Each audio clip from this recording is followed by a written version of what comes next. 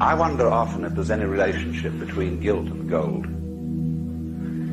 That the love of money is the root of evil. It's a very true saying.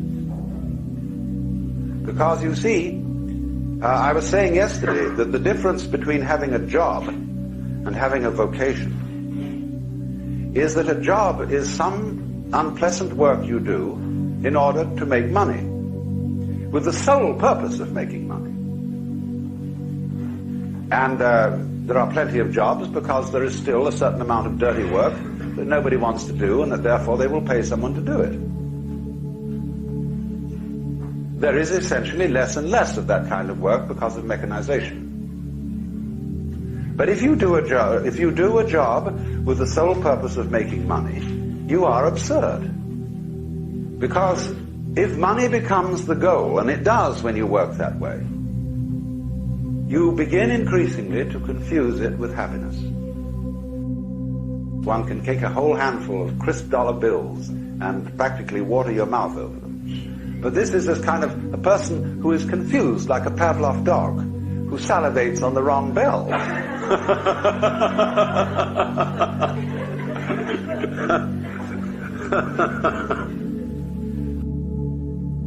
It goes back, you see, to the ancient guilt that if you don't work, you have no right to eat. That if there are others in the world who don't have enough to eat, you shouldn't enjoy your dinner even though you have no possible means of conveying the food to them. And while it is true that we are all one human family, and that every individual involves every other individual, while it is true, therefore, we should do something about changing the situation, the one way of not doing anything about a situation is feeling guilty about it. Because when people feel guilty about a situation, they most usually, instead of doing something practical to change it, they resort to all sorts of symbolic methods of expiation. They go to confession. They see an analyst. They do all kinds of things which will be ways of actually not doing anything about the problem. And guilt invariably produces that sort of reaction. It is a destructive emotion.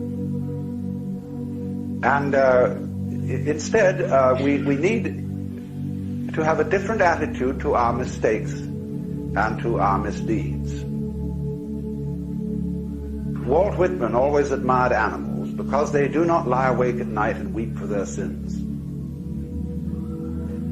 Animals are practical in the real sense, as are children who haven't been taught this extraordinary hang-up of guilt. Because if you have done something wrong, or you have made a mistake, and somebody makes you ashamed of it and guilty, you run around licking the sores of your wounded ego because you feel your pride has been hurt. The first thing to understand is that it is not a serious failing in a human being to make mistakes. Everybody has to make mistakes. There is no way out of it. You can't learn anything unless you make mistakes. We find, for example, in Japan, the Japanese have a terrible hang-up about making mistakes. They therefore never have the courage to practice their English properly. They've had 7 years of English in school, most of it very, very badly taught, and it's irrelevant English. They learn all about Shakespeare and Dickens and Thackeray and Thomas Hardy and so on, and therefore they can't carry on an everyday conversation. It's like the way the English study French, all about pens of gardeners' aunts and things like that. And but they are ashamed to try out their English unless drunk. So if you want to get into conversation with the Japanese in English, you have to go to bars. And then they say university students and so on there will loosen up and talk. Because they no longer have the inhibition, the shame of saying the wrong thing. When I was taught music, the school mom who taught me used to put an India rubber, an eraser it's called in this country, on the top of each hand, so that I would have my hands in good posture. And every time I'd play a wrong note, she'd hit my fingers with a pencil. You must not be afraid of playing wrong notes. Just forget it. Play it wrong. And then eventually go over it again, and you'll eventually get it right. But you must not block. Always keep the same rhythm going, even if you have to slow it down. And if it's the wrong note, play the wrong note, as long as you play something in the right rhythm. So, you know, this is a way of taking away people's blockage, people's guilt and shame about making mistakes. So you absolutely, freedom means, basically, the freedom to make mistakes. The freedom to be a damn fool. And then not to recriminate with yourself when you do finally realize that it was a mistake, but simply don't do it again.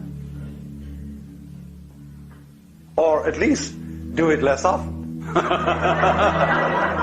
One of the reasons that our technology is impeded and prevented from feeding the world properly is the failure of one of our networks.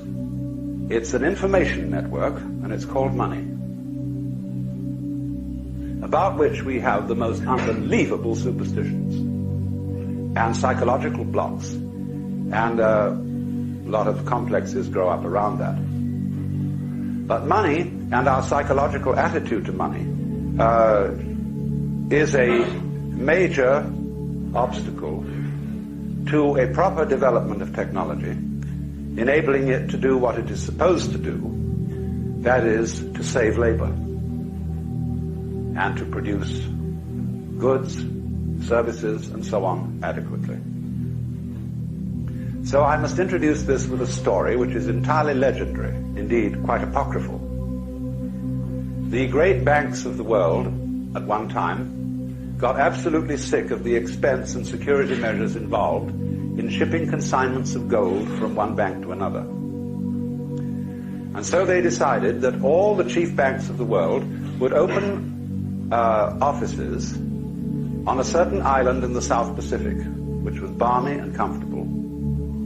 And there they would store all the gold in the world. And they put it in great subterranean vaults reached by deep elevator shafts. And then all they had to do when one bank or one country owed gold to another was to trundle it across the street. And this was very efficient. And it went on beautifully for 5 or 6 years. And then the presidents of the world banks got together and said, let's have a convention out on this island and take our wives and families. So, about 7 years from the date of opening, all those presidents and their wives and families went out to this Pacific island. And they inspected the books, and everything was beautifully in order. Then the children said, oh, Daddy, can't we see the gold? They said, of course you may see the gold. And they said to the managers, let's take our children down to the vaults and show them the gold. And the managers said, well, it's a little bit inconvenient at this time, and perhaps the children would not really be very interested. After all, it's just only old plain gold. And the president said, oh, no, come now. They'd be thrilled. Let's go down and see. And there was further humming and hawing and delays. And finally it came out that a few years before there had been a catastrophic subterranean earthquake. And all the vaults had been swallowed up and all the gold had disappeared. But so far as the bookkeeping was concerned, everything was in perfect order.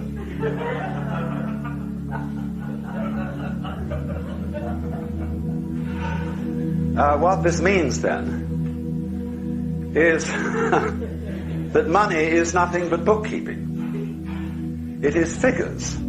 It is a way of measuring what you owe the community, and what the community owes you. It is, of course, as you all know, a substitute for barter. If you worked on a farm and the farmer paid you in terms of ears of corn, onions, cabbages, and other vegetables, and yet you wanted a pot and pan of some kind, and you took a few vegetables over to the man who so made pots and pans, and you swapped. Some people used cowrie shells to stand for money so that you wouldn't have to barter and carry around all these inconvenient loads of goods. And then, of course, gold was used, because gold was rare, and because gold was supposed to have a constant value. You might ponder the question, when a banker buys gold, with what does he pay for it? The answer is a mystery called credit. Credit is bookkeeping. And as the economy of the Western world developed, it was found that there was not enough gold around, if it were to remain constant in value, to exchange goods and services. You could, of course, have changed the picture by putting down the price of goods and services to keep pace with the amount of gold in circulation. But nobody will ever put down the price. There's something in our psychology whereby prices always tend to go up. Therefore, because the amount of gold in the world did not provide an adequate channel for the circulation of goods and services, all great industrial nations went heavily into debt. They created a thing called the national debt, which year by year gets bigger and bigger and bigger, to the horror and consternation of old-fashioned Republicans who pay their bills. But the reason for the increase of the national debt is extremely obvious. It is that with an expanding gross national product, there needs to be more and more money, that is to say, tokens of exchange, in order to circulate the amount of goods produced, which is ever increasing. Now, I'm not an economist, but any fool can see certain extremely fundamental principles about this whole situation. Money is the circulation of information, and in itself has no value. Gold, of course, has some value. It has some value for industry, and some value for dentistry, and some value for jewelry.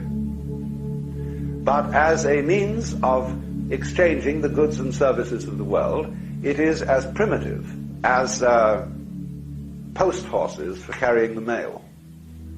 We must recognize then that money is a pure abstraction. It just isn't real at all, because it has the same relationship to real wealth, that is to say, to actual goods and services, that words have to meaning, that words have to the physical world. And as words are not the physical world, money is not wealth.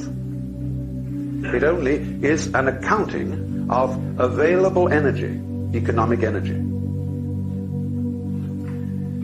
Now, what happens then when you introduce technology into production? You produce enormous quantities of goods by technological methods. But at the same time, you put people out of work. You can say, oh, but it always creates more jobs. There will always be more jobs. Yes, but they will be, lots of them will be futile jobs. They will be jobs making every kind of frippery and unnecessary contraption. And one will also at the same time have to beguile the public into feeling that they need and want these completely unnecessary things that aren't even beautiful. And therefore an enormous amount of nonsense employment and busy work, bureaucratic and otherwise, it has to be created in order to keep people working. Because we believe as good Protestants that the devil finds work for idle hands to do. But the basic principle of the whole thing has been completely overlooked. That the purpose of the machine is to make drudgery unnecessary. And if we don't allow it to achieve its purpose, we live in a constant state of self-frustration.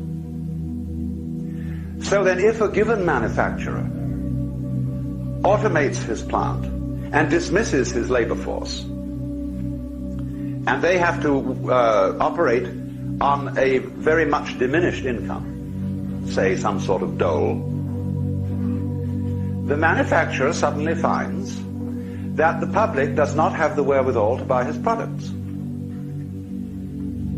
And therefore he has invested in this expensive automative machinery to no purpose. And therefore, obviously, the public has to be provided with the means of purchasing what the machines produce.